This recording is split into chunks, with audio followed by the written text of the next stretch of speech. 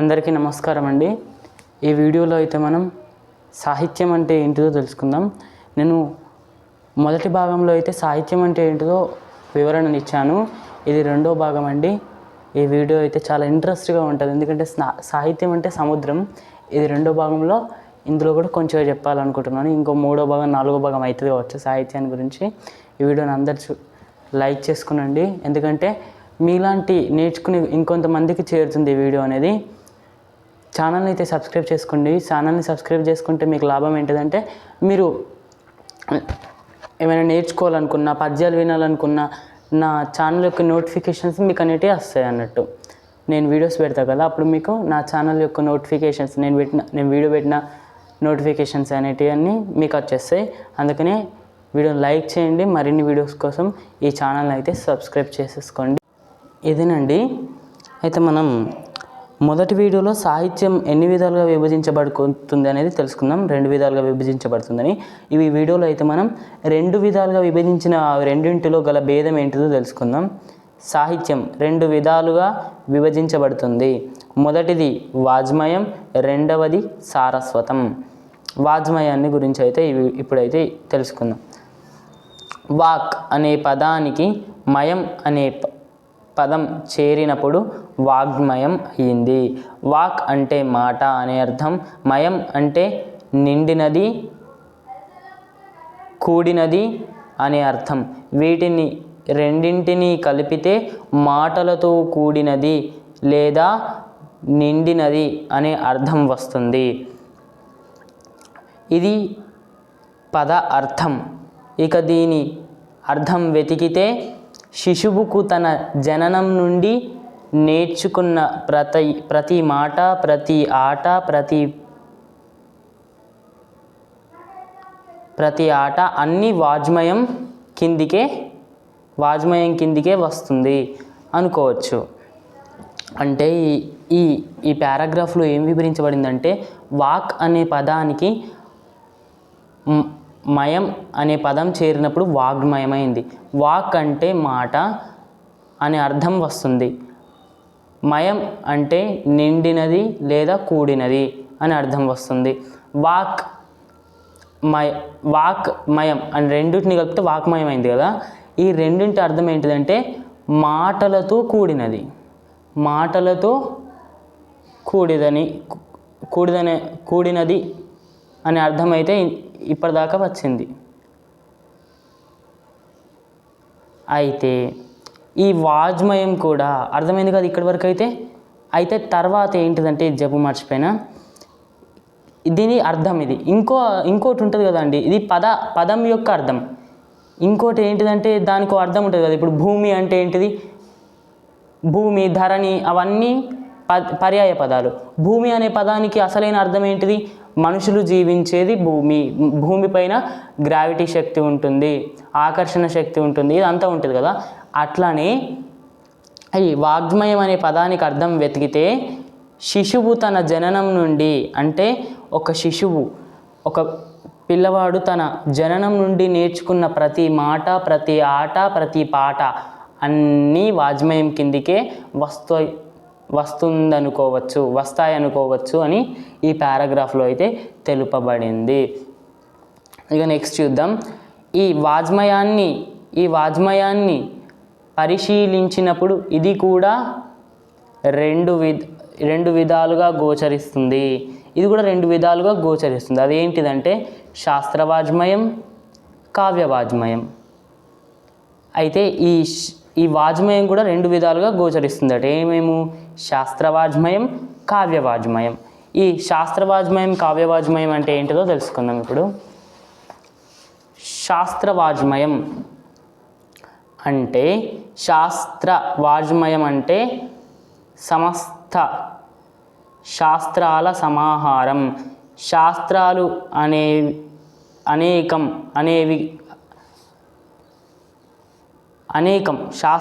అనేకం, అవి అనేక విధాలుగా విభజించుకోవచ్చు. శాస్త్రం అంటే నియమం కలదనే అర్థం కూడా గ్రహిస్తే శాస్త్రవాజ్మయానికి నియమాలకు సంబంధం ఉంటుందని గమనించవచ్చు. శాస్త్రం అనే పదానికి చట్టం అనే వికృతి పదం కూడా వికృతి రూపం కూడా ఉంది. ఇక పోతే శాస్త్రాలు వైద్య శాస్త్రం, విజ్ఞాన శాస్త్రం, భూశాస్త్రం, భూ అంటే భౌతిక శాస్త్రం, గణిత శాస్త్రం, అర్థశాస్త్రం, మనోవైజ్ఞానిక శాస్త్రం, ఇలా చాలా శాస్త్రాలను వరుసలో పెట్టవచ్చు. వీటితో పాటుగా తర్కం, మీమాంస, వ్యాకరణం, అలంకారం మొదలైనవి కూడా శాస్త్రాలే. కనుక సందర్భాన్ని అనుసరించి, అవసరాన్ని అనుసరించి ఆయా శాస్త్రాలపై అవగాహన కలగడానికి ఎన్నో అధ్యాయాలు కొనసాగింపవచ్చు. అంటే ఇంతే ఉండదండి శాస్త్రవాజ్మయం అంటే కూడా. నేను ఓన్లీ ఎగ్జాంపుల్ చెప్తున్నా అంతే. ఎన్ని అధ్యాయాలన్నా కొనసాగించవచ్చట. అయితే శాస్త్రవాజ్మయం అంటే సమస్త శాస్త్రాల సమాహారం, అంటే అన్ని శాస్త్రాల కూడిక అన్నట్టు ఇక్కడ. అంటే సమస్త శాస్త్రాల సమాహారం. శాస్త్రాలు అనేకం ఉన్నాయండి. అందులో ముఖ్యంగా శాస్త్రాలు ఏంటి అంటే వైద్య శాస్త్రం, విజ్ఞాన శాస్త్రం, భౌతిక శాస్త్రం, గణిత శాస్త్రం, అర్థశాస్త్రం, మనోవైజ్ఞానిక శాస్త్రం, ఇలా చాలా శాస్త్రాలను వరుసలో పెట్టవచ్చు. ఇలా శాస్త్రాలను మనం వింటూ ఉంటాం. మన స్కూల్లో కూడా ఏమేమి శాస్త్రాలు ఉంటాయి? గణిత శాస్త్రం అని ఉంటుంది, సామాన్య శాస్త్రం ఉంటుంది, సాంఘిక శాస్త్రం ఉంటుంది. ఇలా ఈ శాస్త్రాలన్నింటినీ వరుసలో పెట్టవచ్చు. వీటితో పాటుగా తర్కం, మీమాంస, వ్యాకరణం, అలంకారం మొదలైనవి కూడా శాస్త్రాలే. కనుక సందర్భాన్ని అనుసరించి, అవసరాన్ని అనుసరించి శాస్త్రాలపై అవగాహన కలగడానికి ఎన్నైనా అధ్యాయాలు కొనసాగించవచ్చు. ఈ శాస్త్రాలతో పాటు తర్కం, మీమాంస, వ్యాకరణం, అలంకారం ఇంకోటి ఉంటుంది, అదే ఛందస్సు. అందుకని నేను ఫస్ట్గా సాహిత్యం అంటే ఏంటిదో తెలపాలనుకున్నాను. ఎందుకంటే ఈ సాహిత్యంలోనే ఒక భాగమే ఛందస్సు. తర్వాత చూద్దాం. ఇవి కూడా రెండు విధాలుగా అయితే అనుకున్నాం కదా. ఇప్పుడైతే మనం శాస్త్రవాజ్మయం గురించి చెప్పేసుకున్నాం. ఇప్పుడు కావ్యవాజ్మయం అంటే ఏంటిదో చూసుకుందాం. కావ్యవాజ్మయం అంటే కావ్యమే. ఇది సార్వజనీయమైన అంటే మనోరంజమైన భావానికి, భావోద్వేగానికి, ఊహకు, ప్రవృత్తికి, రీతికి అనుబంధంగా ఉంటుంది. ఇటువంటి కావ్యరచన చేసిన వాడే కవి. ఇక్కడ చూసుకోండి, కావ్యం అంటే ఏంటిదట? కావ్యవాజ్మయం అంటే కావ్యమే. కావ్యం అంటే ఏంటిది? ఒక రచన, ఒక పుస్తకం అనుకోవచ్చు, ఒక పుస్తకం.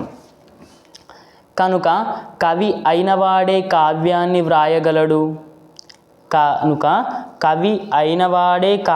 వ్రాయగలడు. అంటే కవి చెప్పింది లేదా వ్రాసింది కావ్యం అవుతుంది.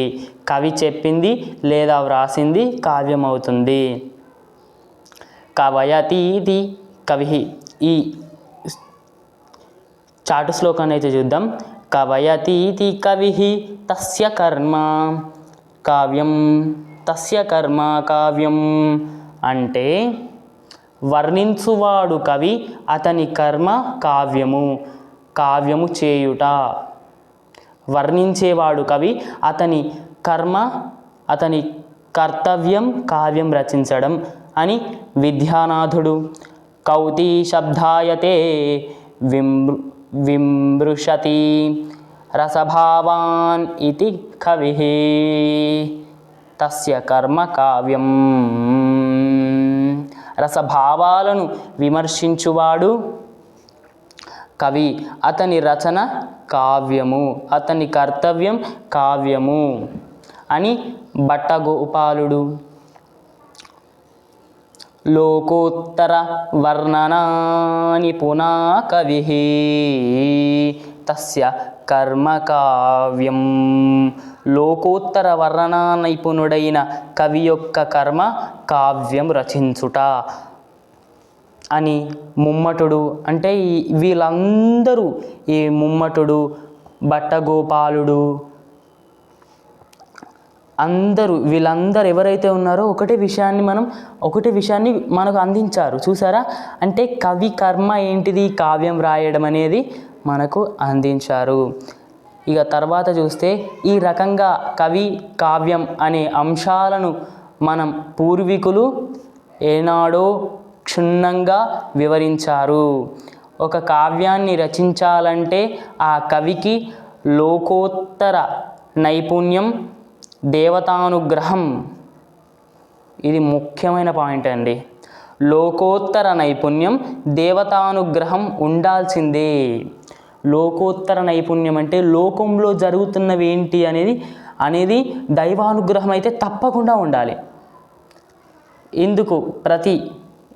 ఇందుకు ప్రతిభ, తపస్సు అవసరం. ప్రతిభ అవసరం అండి. ఒక్కొక్కసారి కవికి పద్యం వస్తుంటే, కావ్యం రాస్తుంటే, ఒక పద్యం వస్తే అన్నం తినకుండానైనా రాస్తూనే ఉంటాడు. నిద్రపోకుండానైనా రాస్తూనే ఉంటాడు. అందుకే కవి చాలా గొప్పవాడండి. చాలా గొప్పవాడు. ఇట్లా కవులు 7 విధాలని కాకునూరు అప్పకవి తన అప్పకవీయములో పేర్కొన్నాడు. ఈ విషయాన్ని మనం ఒక విషయమే ఒక వీడియో అవుతుందని నేనైతే అనుకుంటున్నా. అంత ఉంటుంది ఇది సమాచారం. అంటే అప్పకవీయంలో 7 సప్తవిధ కవులు అంటారు వాళ్ళను. 7 సప్తవిధ కవులు అంటారు వాళ్ళని. ఈ సప్తవిధ కవులు 7 అంటే 7 గుణాలు గల కవులు అని అర్థం. అందులో 3 ఉంటారు. వాళ్ళని కవిత్రయము అంటారు. ఏమంటారు? కవిత్రయము. ఈ 3 ఎవరు? ఈ 7 ఏంటిది అనేది నెక్స్ట్ వీడియోలో అయితే మనం చెప్పుకుందాం. ఈ వీడియో ఇంతేనండి.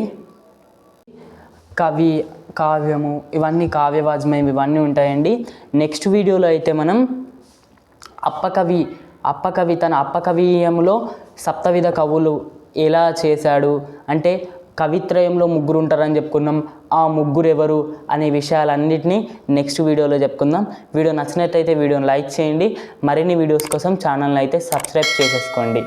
ధన్యవాదాలు.